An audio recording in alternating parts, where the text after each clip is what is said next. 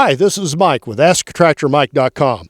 I am really excited today because I have a new toy, something on my tractor that's going to open up a lot of new doors for me, and that's this diverter valve. And what a diverter valve is, it's a solenoid valve that takes hydraulic flow that was going to go to your tilt and curl on your bucket, and it changes that flow around to a second circuit. So if you have a tree shear or a grapple, it will send the flow of oil to the cylinders on the tree shear or the grapple to power them. And it's done electronically. Basically, if you're running a grapple, you go into your pile of brush, you hit a button on the joystick, and electrically that changes the flow of oil from this circuit here to this circuit. And then your grapple, when you move your joystick, will come down and clamp on the load. You let off the button, the flow goes back to your tilt and curl, and then you can raise and lower your bucket and tilt and curl it and move off with your load, and everything will stay together. And you just reverse the process when you're ready to release the load. So I've always wanted one of these, and I heard of a kit that was available to put a diverter valve on your own tractor yourself. And I had the kit, and I'm now offering it on my website. This is it. This is exactly what you'll see if you go to my website, AskTractorMike.com. If you're thinking about one of these, I'm going to talk today about what you need to know before you order one and install it and get started putting it on. The installation part is not the hard part. The hard part is finding all the pieces and parts to make it work.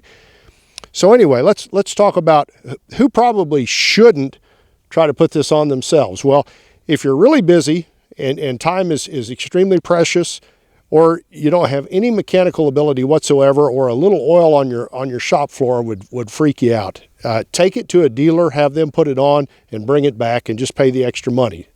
But if you're kind of mechanically oriented and you want to do your own work, you want to learn a little bit more about your tractor, and also you want to be able to see how this goes on, so if you ever trade tractors, you can take it off, hook everything back the way it was, and put this on the new tractor.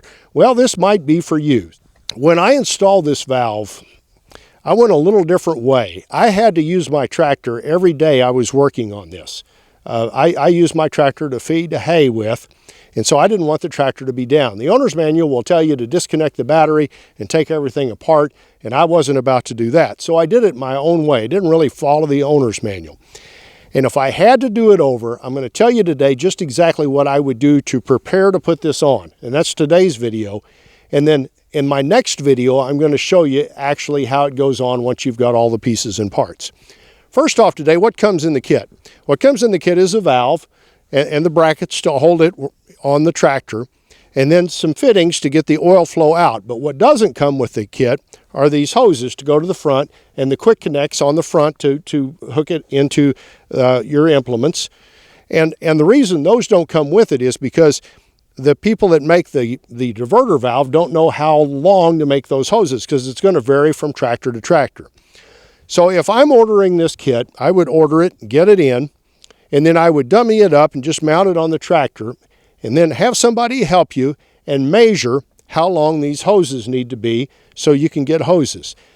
And on this particular application, that was 7 feet. I have 7 feet hoses. Hoses it needs are 3/8 inch pipe thread, 3/8 inch SAE pipe thread. You'll also need to get quick attach fittings to go on the hoses at the front of the tractor. And I got skid loader quick attach fittings because I like them. And whatever you get, make sure your implements come with the same type of fittings or they won't match up. And then you need to determine, can the hoses that are now going to the lines up here reach up to here to go in? What you're doing, you're taking the oil that would normally flow into these hydraulic lines to run your tilt and curl and putting them in this block. And then you want to find out, to get from the block back to the lines that go to the tilt and curl, how long those hoses need to be. And I have 2 hoses here that are 2 foot long, 24 inches long. So I had to get 2 7-foot hoses and 2 2-foot hoses. And that's all the hoses I needed. Now, I normally would recommend people go to their local dealer to get everything they can because you need to have good relations with your local dealer. But you can get pre-made hoses at a lot of farm supply stores really cheap, but they seem to be fine, and they make them up in bulk quantities, and they're fairly inexpensive. Now, after I've done that, here's the thing that I think will save you a ton of time and a ton of stress if you're going to try to do this yourself. And that is, let your loader down, let all the pressure off of it, run your joystick back and forth both ways so there's no hydraulic pressure on. And take your fittings off right here that go into your lines where they're going to go into the block. We know everything from there out is going to be 3/8 inch pipe thread. But what's here could be a lot of different things. It could be a 3/8 inch pipe thread. On this particular tractor, it was something called JIC, and that's a flanged fitting that is used in a lot of high pressure installations. So I was expecting, and if I'd have looked at it close, I'd have known that's not 3/8 inch pipe thread. So what I would do, I would take these two hoses off here, and then they should be quick connect down at the block, where when you're taking your loader off, they'll quick disconnect from the tractor. So what I've done is I've taken the quick attach ends off the tilt and curl circuit to reveal what's on the other side. And those have to go into my valve. So if I have these with the valve, I can get all the plumbing I need to make this work. And the reason I say have the valve there, some of the manufacturers on some of the newer tractors are using a British fitting, and it's not common.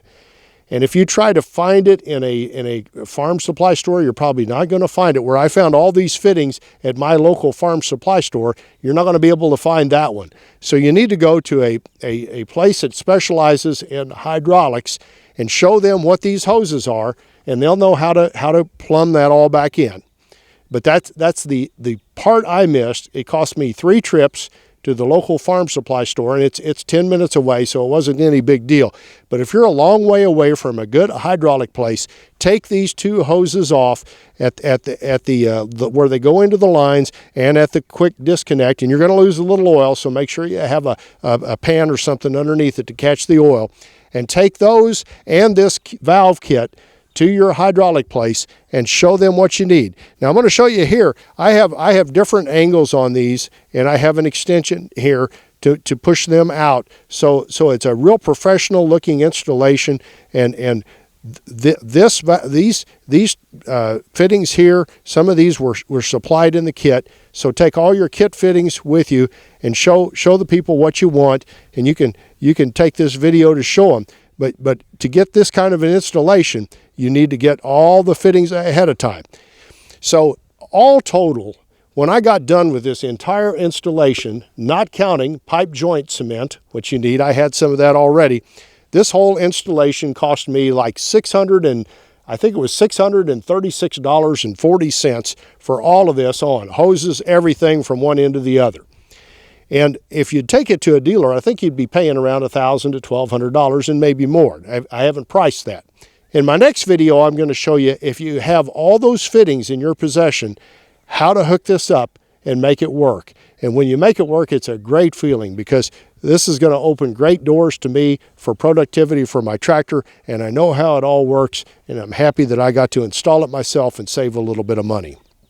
If you'd like to order this very kit that I'm showing in this video, go to the Tractor Mike Fun Store on my website.